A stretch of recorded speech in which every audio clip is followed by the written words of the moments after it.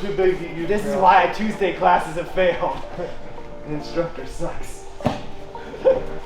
All right, a few different ways that I want to start pulling guard and getting into guard entry. So just like if you guys are going to wrestle and take someone down, it's important that you set up your different grips, your hand fighting to get the shots. Someone call for me? Okay, so same thing when I'm going to pull guard, okay? So I'm going to throw out like 4 or 5 different guard pulls. You can't jump guard at white belt. So first, what I want to do is I'm going to do the guard that I want to. I'm going to grab the same side gi grip. I don't like to grab the cross side gi grip, same side. All right, and then a lot of times the hand fight turns into here, whether I get this grip or this grip when he's reaching for it, and then I'm pushing this grip away so he's not grabbing me. Okay. So when I pull guard, what I really like to do is I like to make sure that the hand that's on the collarbone can push their collarbone and move them, okay? And I want to pull, we're going to pull deli hiva, we're going to pull like a butterfly and then get into your like double X, single X's, and then I'll do also like a closed guard one too. So what I want to do when I'm going to pull this guard is I want to like kick him in his side, okay? Like as hard as you can. I mean, I do want to kick him, but not as hard as you can. All right? But the reason that I don't want to do like the traditional guard pull like this, where you put the foot on him and then pull guard, is they pop the leg off to the side and immediately pass you. Okay? Or they just know what you're going to do. And as when I do this, and they knee cut right through me. Okay? So when I'm going to bring the leg up here, I don't really care if he grabs it or not, whatever he's going to do with it when I go, but I want to be pulling him so that you can see his weights coming forward, and then here. Okay, so stand back up, right? So I should be here like this, heel in, all right? I don't want my heel out necessarily right now. I want it in like this. That way he can't just come knee cut through me. Still have this grip here, and then I'm gonna put the deli hiva in, okay? So I'm blocking that initial ability for him to knee cut on this side, okay? If he falls back on the ankle lock, if he grabs the ankle lock, you should be keeping these grips and be coming up right away anyways. Okay, and he should be losing the 2 points right away. So you have to just teach yourself, anytime someone grabs the foot, to let yourself, when they fall backwards, to pull you up and come on top. Okay, so I'm here, I'm gonna pull here. See how it blocks the knee cut there? Okay, on this side. Then I'm gonna swing around, and that's what a lot of times gives me the motion for that bolo offsetting their base. And then when they start to square back up, I have a really deep deli hiva. Right? And I can start to lift him up and do what I need to do. Does that make sense? So, compared to if I go here, and as I sit, right, he starts to smash this through, and he knee cuts right through, or he goes back, and as I'm sitting, he pops his foot right off here, and then passes me. So I want to create that barrier where he can't just hip scoot right off to the side. So if he backs his hips up and puts his posture up, and then, so put your hips into it, and then posture up, and then pass the leg by, right? That's what I want to avoid, which is what everyone does. And now you're sitting here playing a huge major like defense position. So I want to fall right here, so no matter what, he can't get those hips in the way to stop that foot by going by. And then just stick the deli hiva in really tight. Okay. And then the thing is, the deli hiva isn't a chilling, relaxing position. Once you put it in, your whole purpose is to offset their base constantly until you get something. Okay? So I don't want to just sit here and then say, what do I do next? As soon as I'm here, I'm trying to pull him this way. If he bases, I'm trying to pull him this way, right? I'm trying to lift him up. Okay? Like, I'm offsetting his base over this way constantly, letting him try to reestablish, instead of just letting him settle and crush my feet down. So as soon as you guys pull the deli hiva, you need to be making sure that you're constantly offsetting them until you get what you want out of it. All right, so that's the deli hiva.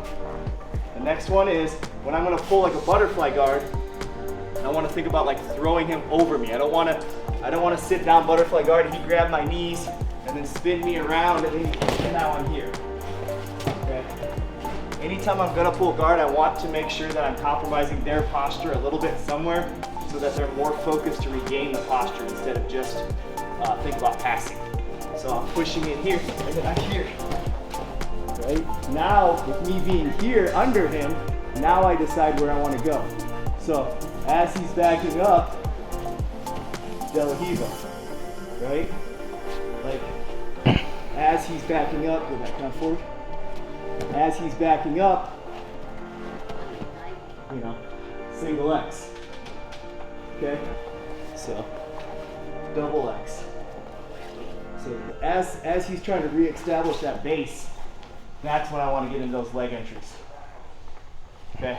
So, the only other one is you're going to go for the, if you want to go for the closed guard, same thing. I want to sit here and I want to push it, and then I want to pull him over me so there's no chance.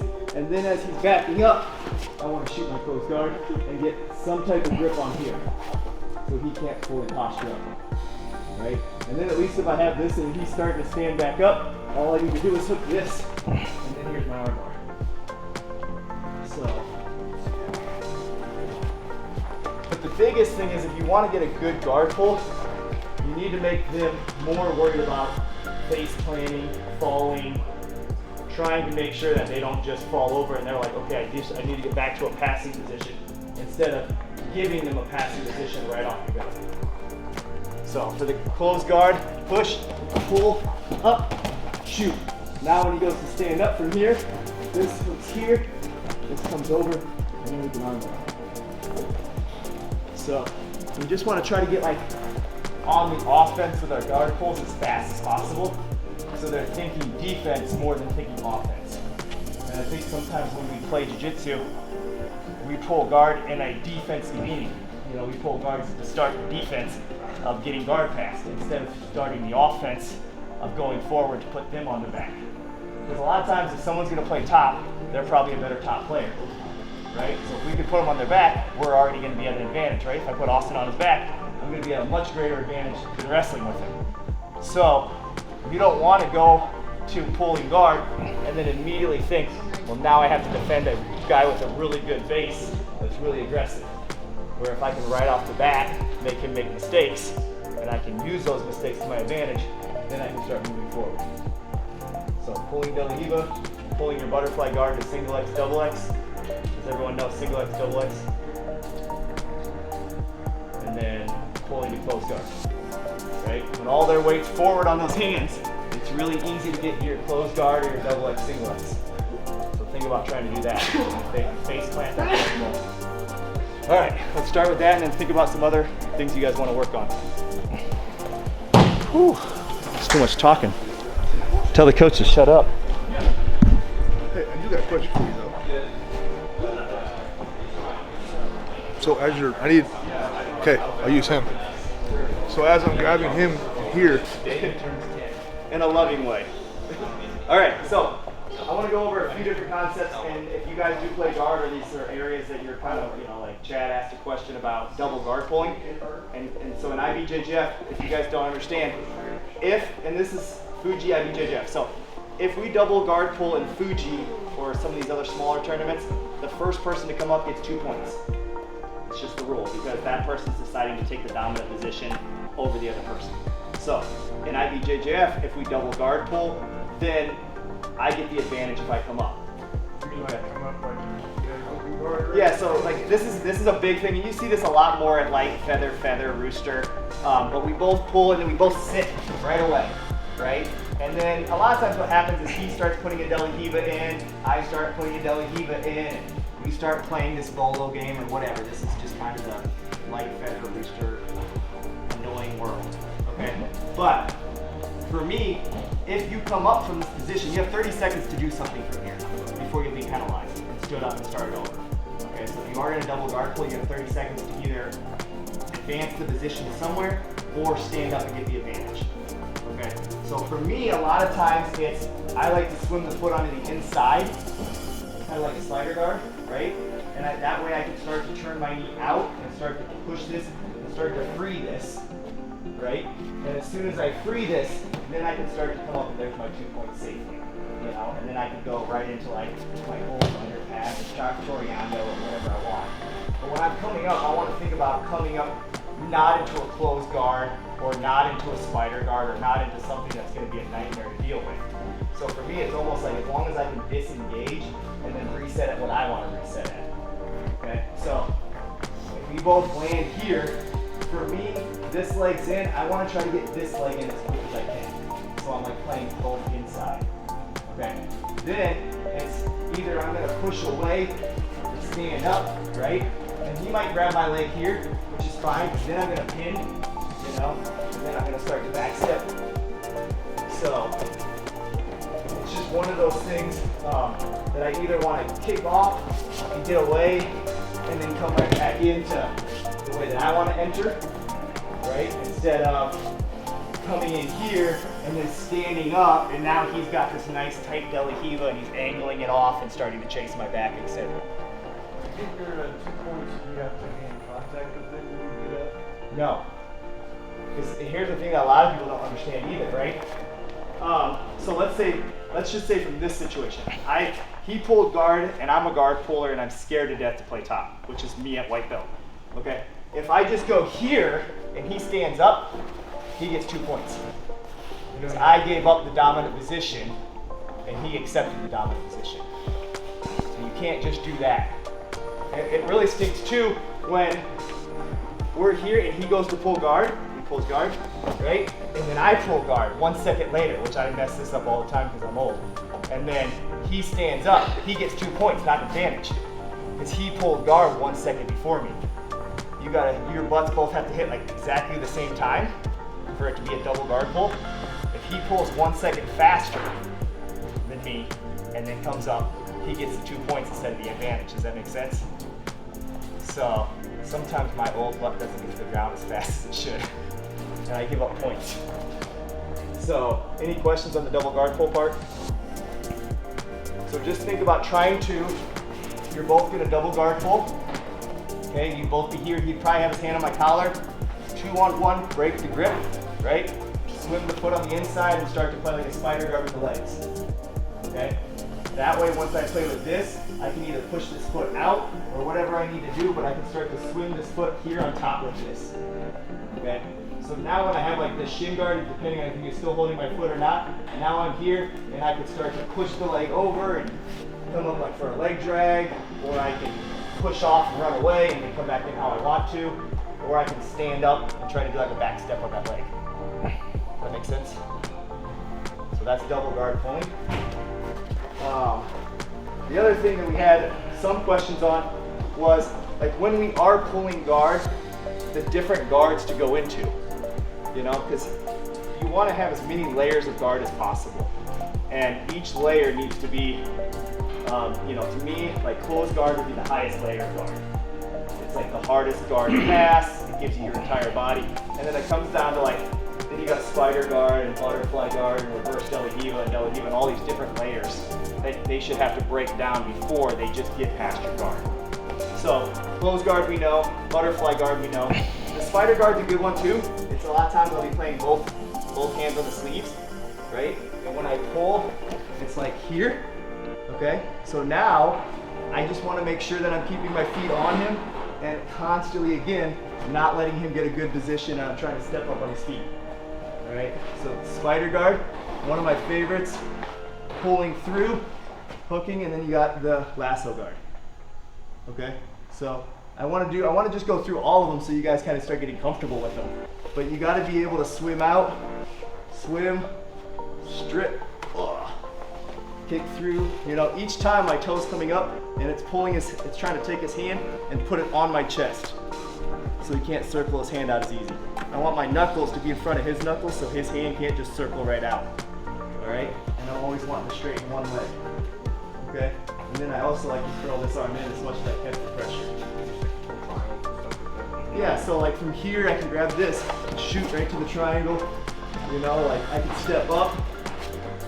So, and we can go over all these things, but a lot of times if I'm not going to do the lasso, I'm going to do the spider guard triangle. It's stepping up to here and then circling over here.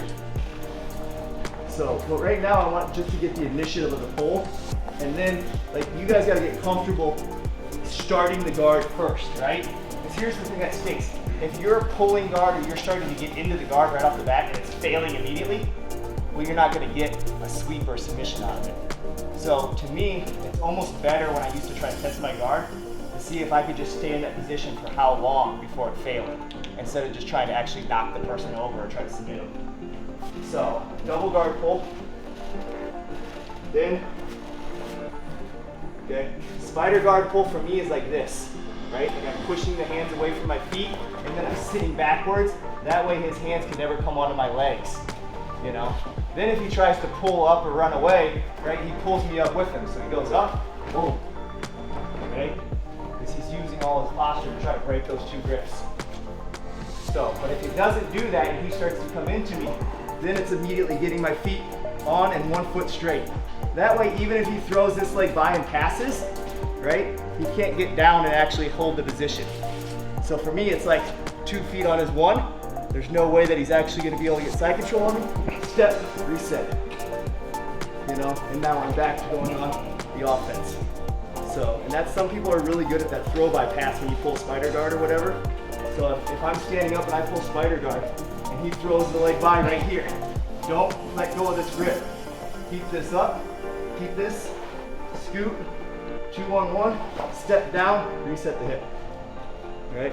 Then strip the grip over, circle, his hand should be flat, and my knuckles are pushing his knuckles into me so he can't circle his hand out. I don't want to be lazy like this where he circles his hand to the back of my leg and then the grip's going to break off. So anytime I pull the lasso, it goes to my chest, under, connects, and now when he tries to circle it out, he can't circle his hand so it's stuck in there, right? Which also allows me to control this, and now there's no way the hand's coming out, right? So now I can start to manipulate it this way. Okay, so let's just start with a double guard pull, defense, and coming up, spider guard lasso. And I want to go through like all the different guards so you guys kind of start playing them. That would have to be some damage, right? Like you have to knock down that spider guard. If you don't have the whole match, you're not winning. He would win. He would probably get the decision if it was 0-0. Just because he's He's in dominant position. I've lost a lot of matches that way. Not a lot, but I've lost a few for sure. Where they just give it to the guy that's on top because they said he's in the top position and I didn't do anything. Yeah, you're keeping him from doing anything. Correct, I know. But because I pulled instead of fighting for the dominant position. That's how most reps look at it. Now, if I was to like drop him to his butt 2 or 3 times and he got right back up, then maybe I'd get the decision. Depends how active I was for like 6 minutes. All right. So the big thing is, okay, we pulled guard, whatever the situation is. The thing that I see a lot of people not capitalize on is, one, they go to their back and they start doing this thinking that this is a good thing, and this is like a horrible thing in a competition to do. I'll do this in class when I want to test out, but everyone's going to immediately run up to you and either, you know, leg drag you, Toriando pass you, or just knee cut you from the distance. So to me, the best thing you can do before you go to your back and you start trying to attack or attach to your opponent is, I need to keep them a distance, and the hand fight's here, okay? So take your time actually doing the hand fighting here to get what you want instead of just accepting people coming forward on you. Okay, so if Austin's coming to me, right, there's a hand fight battle here, and he's trying to step in the middle, you know, it's here, keeping his knees away. He can't come forward on his knees, you know, and now I have, you know, one of my connections. Now I can pull, now I can start to, you know, come into these positions that I want to come into. But I don't want to, what I don't want is to be here and him grab my pants and then push me on my back, and then now he's passing me. You know, like, what I don't want is to let him get this grip and then step right in the middle and then start to push me back and then X pass me or knee cut me. So that whole battle right there is, I would rather spend 2 minutes sitting here and him trying to pass me and coming in, you know, and then getting, okay, now I have butterfly, right? Like, coming in and him trying to blocking the knees. I like to block the knees a lot because his knees have to be able to come to cross, his knees need to cross my knee line to start to have a really effective pass. So I don't want his knees to ever cross my knee line until I have some good attachment of, you know, he's coming in and we're hand fighting, you know, and then, okay, now there's my spider grip, you know. So, or I'm here blocking, push, boom, you know, there's my De La Hiva. So it's kind of that thought process of you guys hand fight when you're standing up and don't let people have certain grips. It's the same thing when you're playing guard, you know, like the person who wins the hand fight is gonna start to have kind of the momentum going in their direction compared to the person that gives up on the hand fight and lets the person start moving forward, but now you have a larger target that's on top of you. You know, you hand fight with someone standing up, not a lot's lost. You hand fight with someone above you and you lose, now you have the target coming down on you and you're having to waste energy for that. So that's really what I want to just think about is like being wide, you know? It's kind of like here, I want to make sure my feet are on him, over him. I don't want any time his knee line passing zone to pass my knee lines. So I want to make sure that my feet are staying on him at all times, no matter what it is.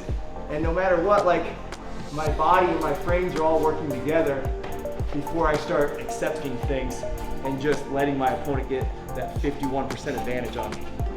You know, I want to keep my opponent between like a 20 to 30% range, right? So to me, they cover the hips, it's 100%. 50% is their past your knee line.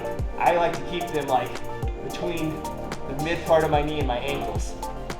As far as when I'm doing the hand fighting battle before I start going into, okay, panic mode, they're covering too close to my hip line now to knee line. Does that make sense? So think about actually having your hand fighting and setting these things up and getting these grips, you know, and then looking for what you want from that, off that initiative. All right, so we're getting time to roll. Does anyone have any questions about anything? I know Austin likes guard a lot, so. Everyone's good with that concept? You guys want to drill that a little bit? You want to drill?